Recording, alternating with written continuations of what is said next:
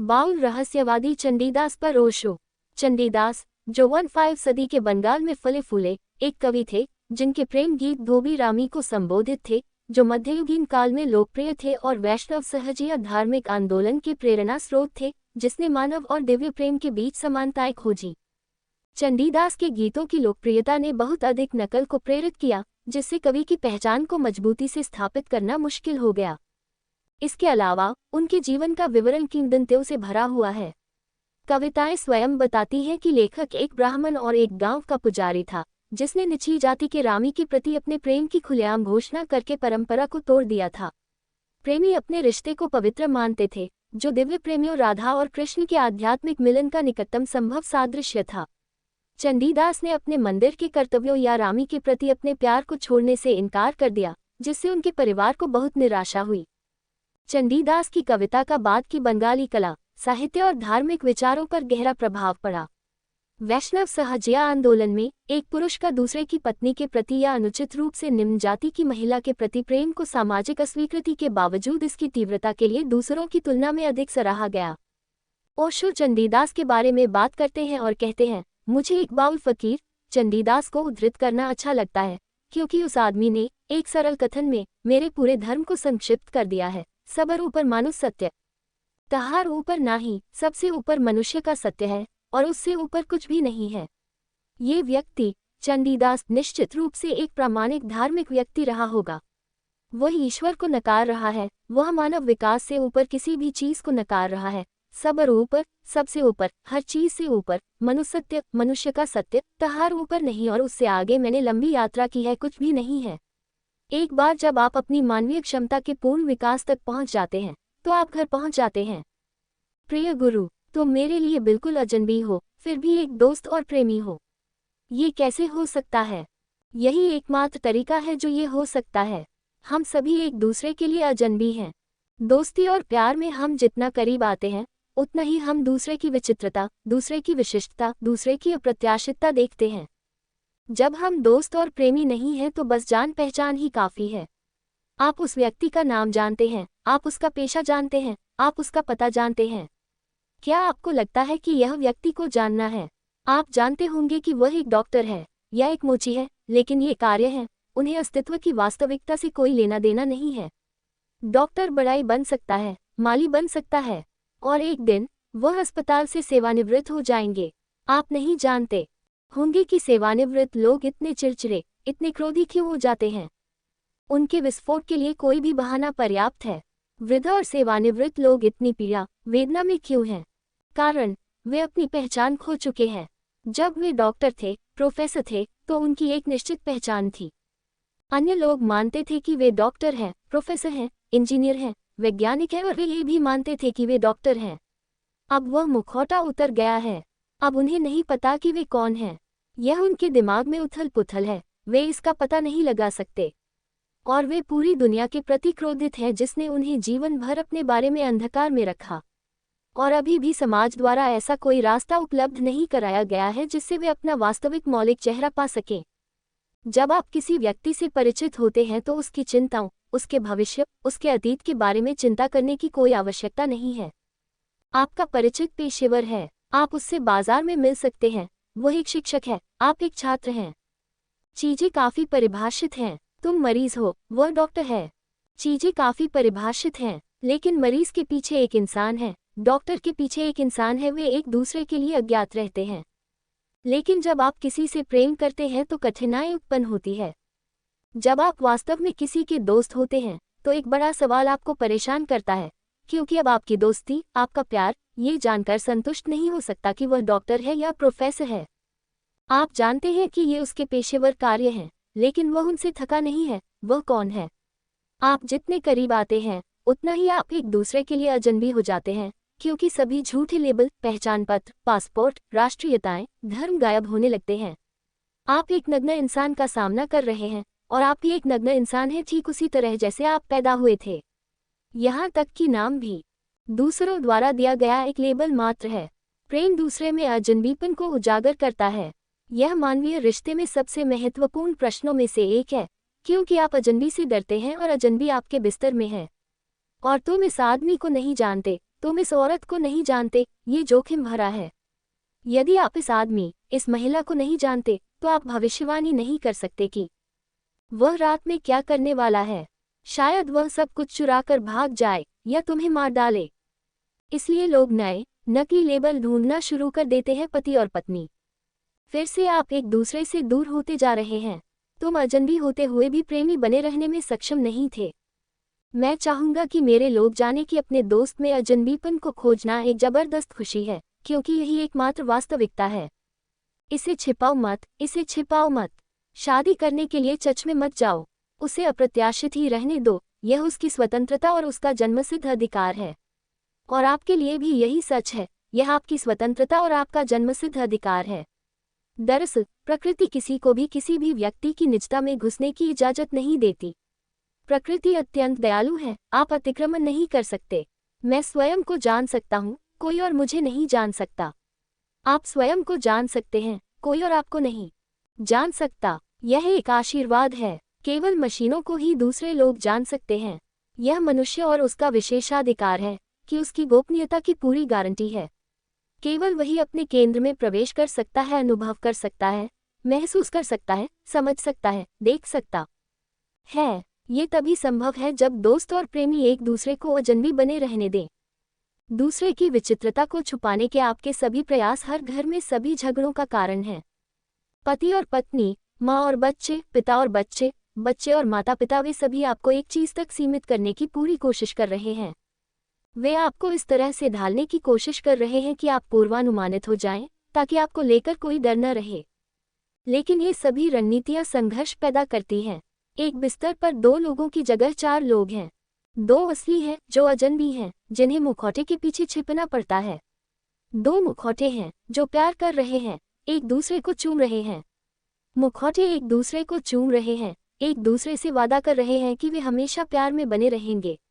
लेकिन मुखौटे और इसके पीछे जो अजनबी है, वह पहले से ही जानता है कि यह झूठ है। आप जो कह रहे हैं वह झूठ है। आप बस चीजों को सुविधाजनक बनाने के लिए ऐसा कह रहे हैं। आप सांत्वना की स्थिति बना रहे हैं। लेकिन कोई भी मुखौटे में कैद नहीं रहना चाहता। वह उस व्यक्ति से नफरत करता है जिसने उसे वह बनने के लिए मजबूर किया जो वह नहीं है। हर पति अपनी पत्नी से नफरत करता है। हर पत्नी अपने पति से नफरत करती है। बच्चे अपने माता पिता से नफरत करते हैं। माता पिता अपने बच्चों से नफरत करते हैं। पूरी दुनिया नफरत से भरी है और इसका कारण यह है कि हम वास्तविकता को नकार रहे हैं। सारे मुखौटे उतार दो और घोषित कर दो कि तुम अजनबी हो। सच कहो कि मैं तुमसे ये वादा नहीं कर सकता कि मैं कल भी तुमसे प्यार करता रहूंगा। केवल कल ही जानता है। सच्चे और प्रामाणिक और ईमानदार बने। शुरुआत में यह थोड़ा कठोर लग सकता है, लेकिन जल्द ही आप इसकी सुंदरता, इसकी महिमा, इसका आनंद देखेंगे। हाँ, आपका प्रश्न मैं समझ सकता हूँ। आप कहते हैं, मैं तुमसे प्यार करता हूँ, तुम मेरे दोस्त हो। लेकिन जितना अधिक मैं तुमसे प्यार करता हूँ, उतना ही अधिक मुझे लगता है कि तुम एक अजनबी हो। मैं हूँ, आप भी कर रहे हैं। हर कोई अजनबी है और यह अच्छा है, बहुत अच्छा है कि हर कोई अजनबी है, ताकि आप अन्वेषण कर सके, पूछताछ कर सके और हमेशा उत्साहित रह सके। महिला कल क्या बनने वाली है, वह आदमी कल क्या करेगा। कोई अपेक्षा नहीं। अजनबियों के साथ आपकी कोई अपेक्षा नहीं होती, कोई निराशा नहीं। जो भी होगा उसे बिना किसी शिकायत के स्वीकार करना होगा। बेशक एक अजनबी है और वह अपने अजीब तरीके से व्यवहार करेगा, लेकिन जीवन वास्तव में एक उत्साह, हर पल एक आनंद बन जाता है। और जब तुम जानते हो कि शायद कल स्त्री तुम्हारे हाथ में न रहे, तभी आज तुम्हारा है। वास्तव में बस ये पल तुम्हारा है। इस क्षण का सारा रस निचोड़ लें। अगला क्षण अनिश्चित है। यदि हम सभी की विचित्रता के सत्य को स्वीकार कर लें तो लोग वर्तमान में जीना शुरू कर देंगे। अभी लोग केवल वर्तमान में दुखी हैं, वे वर्तमान में नहीं जीते हैं। वे इस आशा में जीते हैं कल सब कुछ अच्छा होगा, और वह कल कभी नहीं आता। जो आता है वह अधिक दुख, अधिक परेशानी, अधिक समस्याएं हैं, और जीवन महज एक त्रासदी बनकर रह जाता है। मैं चाहूंगा कि आपका जीवन एक खूबसूरत कॉमेडी, एक सतत कार्निवल बना रहे। और यदि आपकी पत्नी और आप अजनबी है और इस स्थिति को बदलने का कोई तरीका नहीं है, यह अस्तित्वगत है। यदि आपके बच्चे और आप अजनबी हैं, तो कितना आनंद होगा, क्योंकि हर बार जब आप अपनी पत्नी से मिलते हैं तो आप एक नए से मिलते हैं। औरत, एक नया पति, हर बार एक नया बच्चा, एक नए माता पिता। अपने सभी मिथ्यत्वों को त्यागे जो आपको पहचान देते हैं और बस आप बने रहें जो आपको एक अजनबी बना देगा, लेकिन जो आपके जीवन को एक निरंतर गीत, एक नृत्य, एक आनंदमय बना देगा। कम से कम मेरे साथ। मैं तो बस में हूँ, कोई मुखौटा नहीं मेरा। इसलिए स्वाभाविक रूप से यदि आप मुझसे प्यार करते हैं और मेरे करीब आते हैं तो आप मुझे और अधिक अजनबी पाएंगे। घबराओ मत, और भी करीब आओ। मैं तुम्हें भी अजनबी बनने में मदद करूंगा। यदि संपूर्ण मानवता वास्तविक हो जाए तो हर कोई अजनबी हो जाएगा और सारी नफरत, सारा दमन, सारा स्वप्न, सारा मनोविश्लेषण अपने आप गायब हो जाएगा। मैं सपने नहीं देखता। इसका सीधा सा कारण यह है कि मैं जो कुछ भी हूँ पूरे दिन रहता हूँ। मैं किसी चीज का दमन नहीं करता, इसलिए मेरे अंदर ऐसी कोई सामग्री नहीं है जो सपना बन सके। अगर मैं किसी खूबसूरत औरत को देखता हूँ तो अपनी नजरें नहीं हटाता, क्योंकि ये अच्छा नहीं है। मनोवैज्ञानिकों ने पाया है कि किसी भी महिला को 3 सेकंड से अधिक देखना शिष्टाचार नहीं है, वह नाराज हो जाएगी। यही उसकी समस्या है। लेकिन अगर मुझे कोई औरत पसंद आ जाए तो मैं उसे जी भर कर देखूंगा। यदि मैं एक सुंदर गुलाब के फूल को 3 सेकंड से अधिक देख सकता हूँ, और मैं पंख पर बैठे एक पक्षी को देख सकता हूँ, और मैं सितारों को देख सकता हूँ। बेशक मानवीय सुंदरता मेरे करीब है। मैं सुंदरता के प्रति संवेदनशील हूँ, और एक बार जब मैं संतुष्ट हो जाता हूँ तो वह महिला मेरी नींद में खलल नहीं डाल सकती। मिस्र का एक राजा था, थोड़ा पागल किस्म का। उसने अपने राज्य में घोषणा की, कुछ लोग मेरे सपनों में आते रहते हैं और यह मुझे पसंद नहीं है। इसलिए यदि कोई मेरे सपने में आएगा तो उसका सिर काट दिया जाएगा। इसलिए सावधान रहे। अब तो लोग बहुत डर गए। उसके सपनों में कोई नहीं आ रहा था, वो उसके सपने थे। लेकिन कई लोगों के सिर काट दिए गए, यह उसका दमन था। लेकिन अन्य लोगों को कष्ट हुआ। मेरे मन में किसी भी बात को लेकर कोई दमन नहीं है। मेरी नींद सरल और मौन है। जितना अधिक तुम मेरे करीब आओगे उतना ही अधिक तुम्हें एक अजीब दुनिया में एक विशाल उद्घाटन मिलेगा। और ऐसा आपके साथ किसी के साथ भी होगा। बस मुखौटों को उतारना है। और यदि तुम मुखौटे के माध्यम से प्रेम करते हो तो ये कुरूप है। फिर नौकरों के माध्यम से प्रेम क्यों नहीं? मैं अपने नौकर को अपनी प्रेमिका के पास भेज सकता हूँ और उससे कह सकता हूँ, उसे एक अच्छा चुंबन दो, मेरी ओर से उससे प्यार करो, परंतु स्मरण रखो तुम केवल सेवक हो। शायद भविष्य में जब लोग बहुत अमीर होंगे और वे प्यार करने की परेशानी नहीं उठाना बाहेंगे तो वे लोगों को काम पर रखेंगे, क्योंकि यह एक ऐसा जिम्नास्टिक है। और इसका डर यह अच्छा है कि नौकर यह सब करते हैं, लेकिन नौकर इसे अपनी ओर से करेंगे, इसलिए वे इसका आनंद लेंगे। लेकिन वास्तव में ऐसा हो रहा है।